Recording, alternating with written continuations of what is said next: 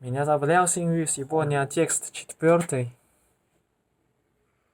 We're gonna begin the class proper. Introduction to psychologist, with a discussion about the brain, and in particularly I want to lead off the class with an idea that the Nobel Prize winning biologist Francis Crick described as an astonishing hypothesis. And the astonishing hypothesis is summarized like this.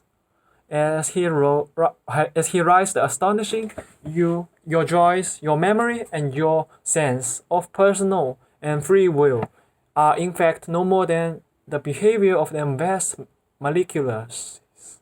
As Lewis said, you are nothing but a pack of nurses. It is fair to describe this as astonishing, is an old and unusual, and I don't actually expect people to believe it first.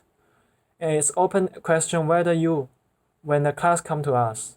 But I would like to surprise if many of you believe it now. Most people don't. Most people in fact had a different view. Most people are dualists. Now dualism is a very different doctrine. It's a doctrine that can be found in every region and in most physiological systems through it was except Plato, for instance. But the most article and well-known defender to dualism is the philosopher René Descartes.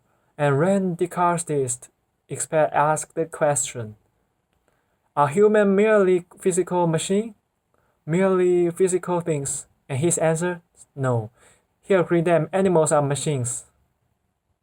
In fact, he called them beast machines, and said animals, non-human animals are merely robots, but people are different. People are dual of people. Like animals, we propose physical material bodies, but unlike animals, what we are is not physical.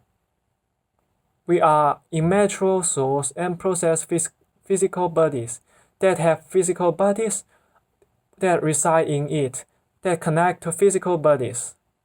So this is known as dualism, because as for human, there is two separate things. There is a material body and our immaterial minds.